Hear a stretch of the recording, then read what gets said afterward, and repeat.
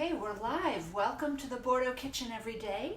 Today we are doing pork shoulder. In French, that's Échine de porc. And échine is actually the shoulder. In English, it's called the pork butt. And it is not the butt, it is the shoulder. It is this. Okay, this one is, I think it's about a 5-pounder. Piece of the pork shoulder. It's half of it.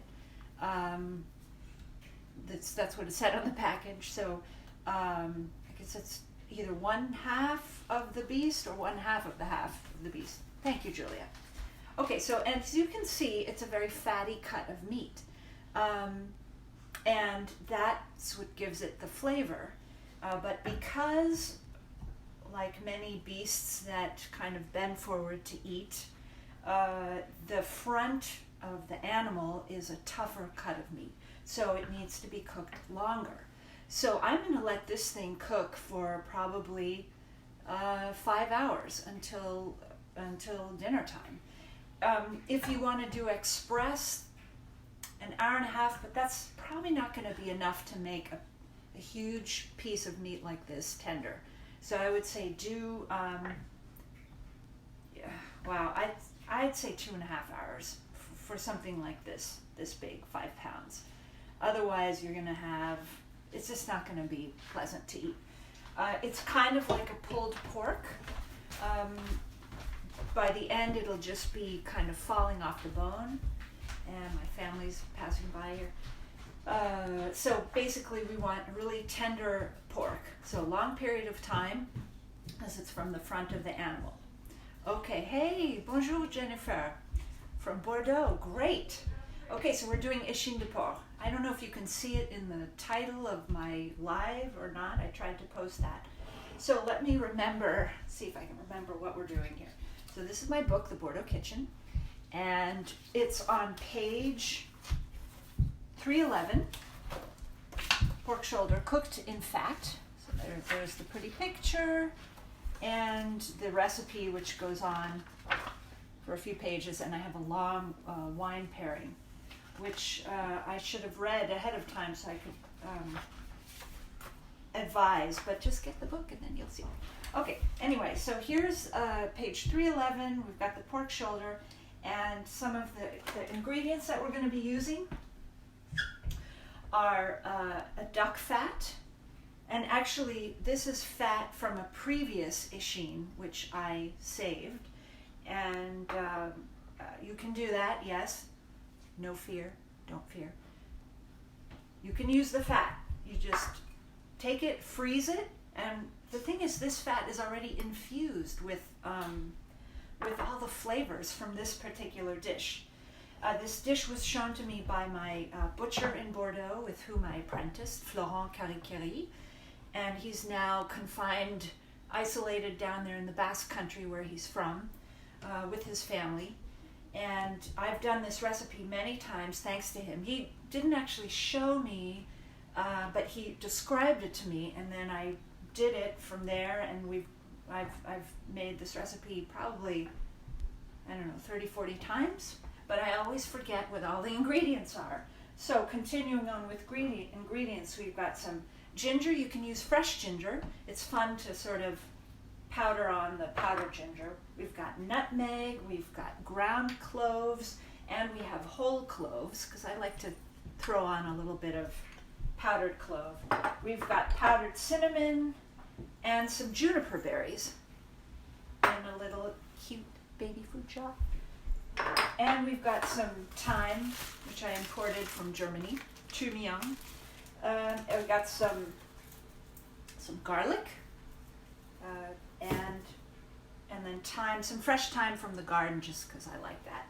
Okay, so let's see. We'll do the garlic last.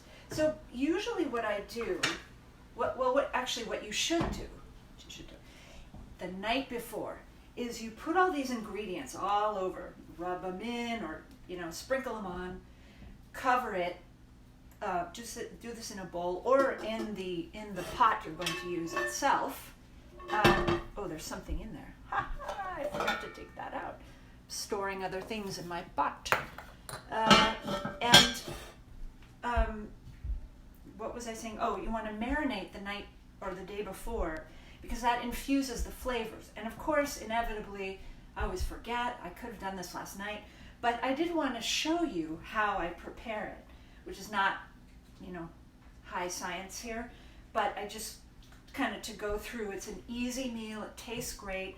If you don't have all the ingredients, you can substitute or just not put them in, or change the flavor profile the way you want to. So basically what I do is, actually what I usually do when I'm not demonstrating and I've forgotten to marinate, is I just melt the fat in the pan, and then I start dumping in the ingredients and just hope for the best. But what you'll find is when you marinate, just something I thought of, is overnight there'll be kind of juices that fall to the bottom. You want to save those along with the berries and the garlic pieces. Put those aside and brown your piece of meat and then put those back in. So what we're going to do is I'm just going to show you the ingredients, and then we're going to just brown the meat. Okay, so what I do is, so I'll take ground nutmeg and just kind of cover the piece of meat. Yay! And actually, I'm going to turn on this burner and just heat up the pot so that when we're ready to brown, that it'll be hot. Okay, and let's see. Let's just do all the powders. We did the nutmeg. I'm going to do some cinnamon. I like to be generous with these things. Call me crazy, but it's fun. And what ends up happening is these spices add sort of a brown, crispy layer. This is the clove. You don't need too much of it, but again, it's a big piece of meat, and it's going to cook for a long time. Let's see, what else do we have? And the ginger. Open the ginger up. Okay. So we put some ginger on. Again, you could use fresh ginger if you like, which is probably stronger tasting. But my children eat this, so I don't want to scare them away, by making it too spicy. So, hey Laura, thanks for watching. Okay, so now we're on to the salt. Okay, so again, let me just wipe my hands here. Okay, we've got some coarse sea salt. I just like it for the texture. Whoops. And I just kind of do that, though it's not going to stay on this piece of meat right now because we put it in, but just to show you. And then we've got some pepper, ground pepper. I'm going to flip that over, wipe off my hand, keep going. Okay, so there we go. So now we're going to put our little piece of, it's just a little piece of meat. Our 5-pounder porker to the side. We're going to turn on the big burner. Sometimes I can't think of the word. It's brain fog. Okay. So we're taking the duck fat, and that's about, I'd say 2 tablespoons. And actually, what I may do is put in more later. You can use duck fat, lard. Duck fat's the best. But duck fat, lard, some olive oil. I would do a mixture because the olive oil, when you're browning, might burn. I don't know. It's got a much lower smoking point than lard or duck fat or even tallow. But I don't know if I've done tallow with the pork shoulder. Okay, so we're letting it brutzel, as the Germans would say. And actually, I may have to talk louder or even put in my headphones. So if you can't hear, just tell me. Type it on the screen or however that's done. Oh, one thing I forgot to sprinkle on there, which we'll do tout à l'heure. Hi, Christophe. Salut. Happy birthday, belatedly. Okay, something I forgot was the thyme. I'll just add that when we put it in the pot. Okay, so we're melting our fat, and we're going to put this bad boy in there. And I try to do all sides, so we'll just put it on one side for now. Okay, try to balance it in there. So there's top, bottom, and the sides.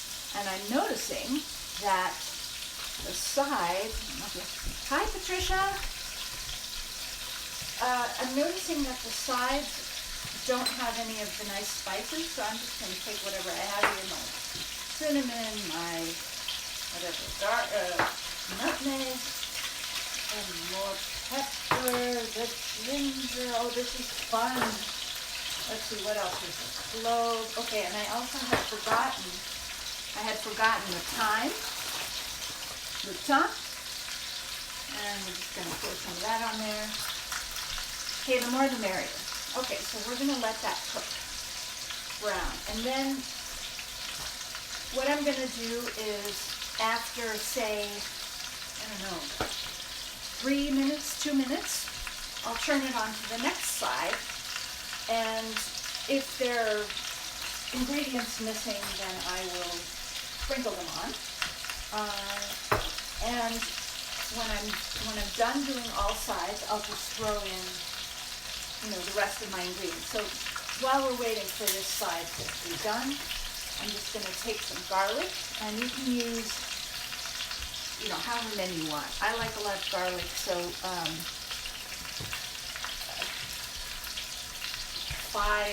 cloves, let's say. I don't know how many I said in my book. So basically what I just did, and I was going to demonstrate this, but I just squashed it with the flat end of my knife. Squash the clove, and some chefs will throw in the clove, with the skin, en chemise, in its shirt. But I don't tend to do that, and actually I may have to open the window because the fire alarm is going to go off. So there's one clove. I'll turn on the fan. If you can't hear, please tell me, and I'll put in my headphones. So we're going to open a window here, and I'll show you my cool. Look at this.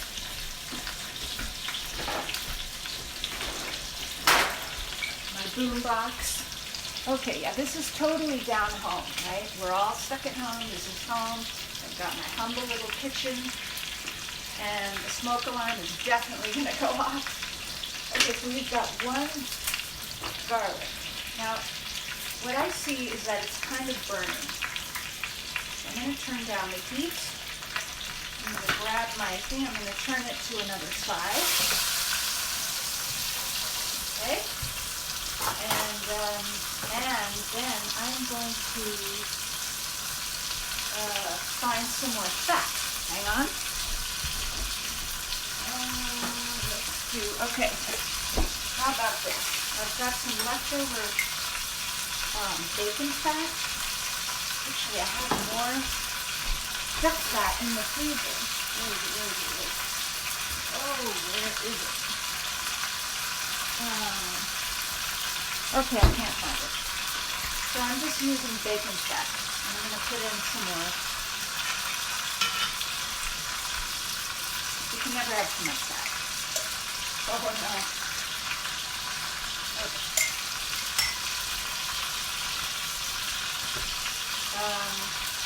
Yeah, so what's really good is this duck fat, which is amazingly, duck fat's good for everything. Okay. So I had forgotten the thyme, so I'm going to stick on some thyme. There you go. Making a fine mess.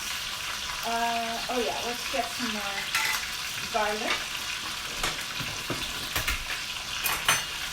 So, I'm going to just throw that in there.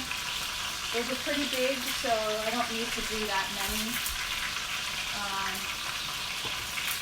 I'll do 2 more garlic.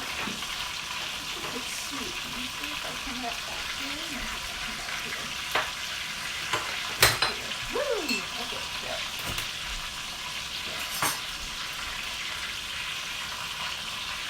Voila. One more.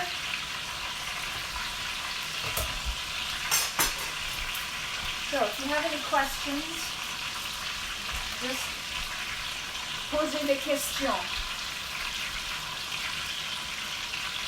Okay, that was, I guess, 5 garlic. All right, let's turn this guy around again. Let's see. Oh, see how nice and brown that gets? At the risk of, see how nice and brown that is? Okay, and then we're gonna do the other side. We're gonna pour on a little bit more, sprinkle on a little more of this for time. That's probably enough. I might put another pinch of coarse sea salt there. And you don't want to forget, oops, the fresh thyme. We'll just throw that in there. Whoa. And I think I said 2 bay leaves. So let's put 2 in. It's a big piece of meat, so it's hard to kind of overdo it on the spices. Okay. And I think just for time's sake, I'm now going to turn it onto the one edge that hasn't been done. Sometimes I'll do these sides, these sort of smaller edges, which I might do in a minute. But that's it. That's all you have to do. And then you just wait. You let the heat do the work. What you're going to do is cover up your meat. It's easier to hear me. Turn down your heat to, low. Lower than medium low. I'd say low. And just let it go, especially if you're going for 5 hours, low and slow, and you'll find that it's just it'll fall apart. Now I'm going to let it just cook a little more on high. I should uncover it, except then you can't hear me. Okay, so then once you've done that, once you've cooked it, you can serve it, just slice it up.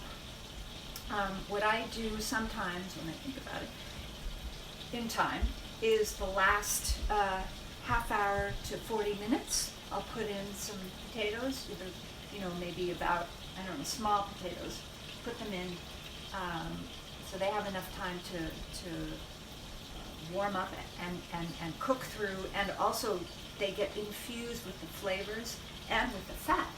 So that's delicious, and then you have your whole meal done. And whatever other green vegetables you want on the side, whatever it is, depending on the season. And if you forget the potatoes, then you don't have a side, and that's okay too. So there's the potatoes. Other things you could do, sauteed potatoes, whatever other sides you use. Oh, hi Barbara. Okay, so that's it. Oh, and then one thing I wanted to say is you'll have leftovers, which is great, and it's even better the next day because it's more flavorful. But if you're kind of getting tired of that same meal, what you can do is you pull the meat off, kind of like pulled pork, into kind of its stringy pieces, so that it's not too clumped. But you can pack that into jars and cover them with melted fat, or fat especially from here. If you heat it all up again a little bit, just enough so that the fat melts, then you can make what's called a rillette de porc. And the rillette is just like the pieces, meat of the pork in fat. And then people will, in France, they'll then eat that cold. You can smear it onto bread or crackers or something like that. So it has kind of a second use. So that's it. Thanks for watching, and bon appetit, and we'll see you next time. Ciao.